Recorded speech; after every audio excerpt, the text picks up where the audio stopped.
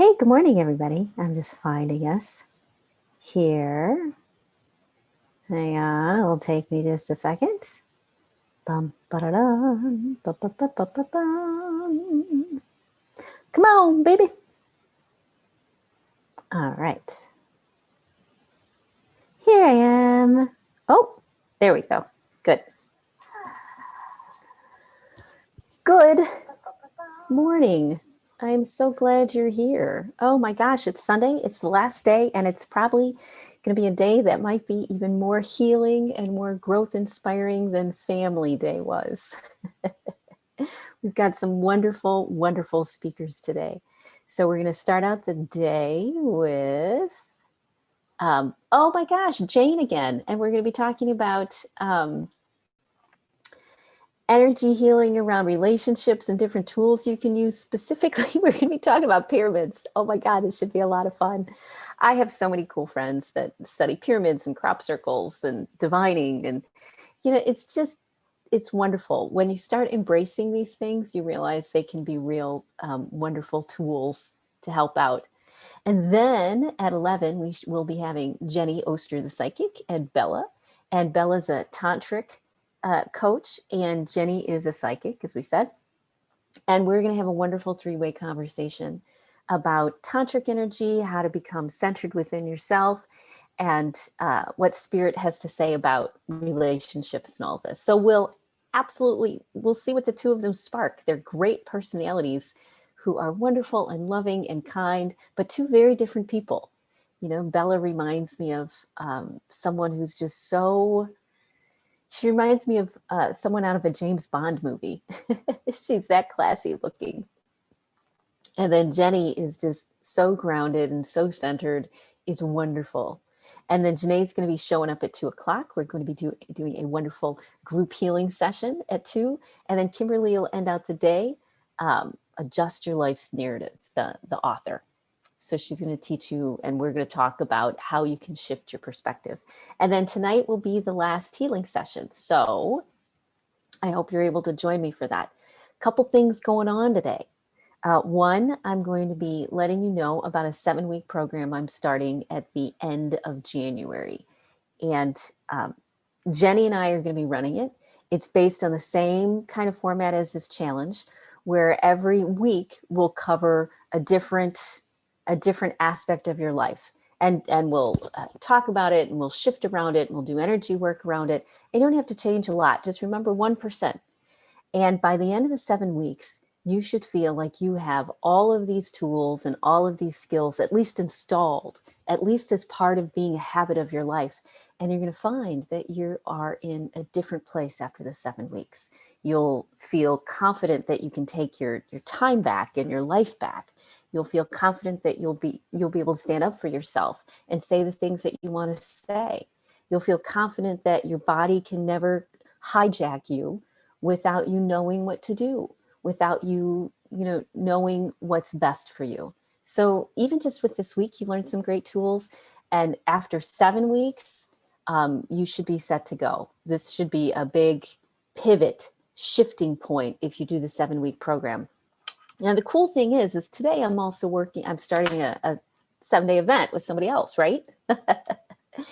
And what I'm offering is the first 30 spots in this program to be free. And so I'll be sending an email, and I'll be putting the link on this page, where normally it's going to be a $500 program that Jenny and I are doing. But if you sign up through this other program, which I'll give you the link, the first 30 women who sign up will be able to be free in the program.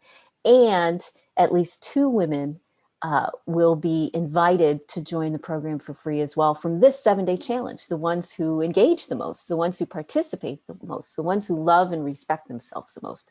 Those are the ones who will be invited to join that program too.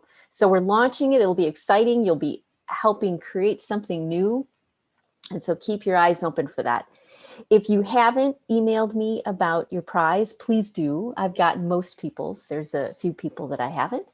So, and I'm a little slow sometimes getting back. So I really appreciate it. I had a wonderful time.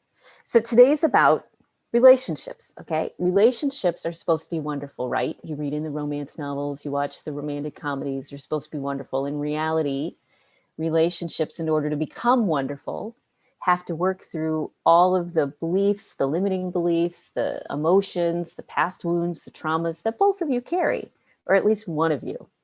If at least one of you starts to get your life healthy, then you have a little bit of a chance, or a better chance, that the people around you will start to get healthy too. And Robert talked about that. Robert and I talked about that earlier this week, about being a role model on Friday, how to be a role model for your family and how that affects things.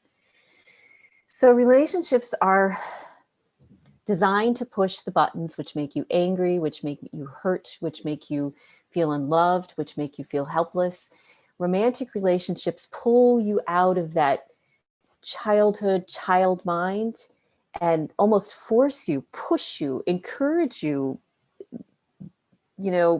push your buttons until you do evolve, until you decide, no, we need to start standing up for ourselves. We need to start healing ourselves. Relationships are the catalyst, and they can be fiery, and they can be overwhelming, and they can be angry, and they can come up and hit you on the head. And they can also be the most magical, amazing, wonderful things going.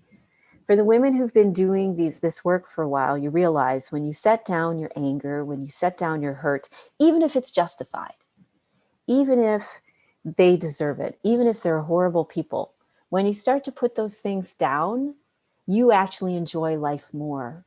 Life does become magical. Relationships do become magical because you don't get hijacked. You don't get poked. You don't get pushed. And you can have authentic relationships with people because you're leading the way. You can surround yourself with people who are creative and interesting and controversial and still love you and care about you. And the only way to get there is by healing yourself and becoming authentic. So today's going to be a big day.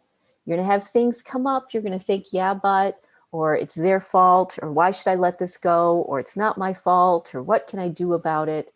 You're going to have lots of that coming up in your head. And the key is, whenever a negative thought, a negative feeling comes up, clear it, clear it, clear it, because that's just the past. All it is the past controlling you. Every time you have a negative thought, every time you have that negative reaction, it's the past controlling you. So get the past off your system, and then you'll know how to deal with the relationship.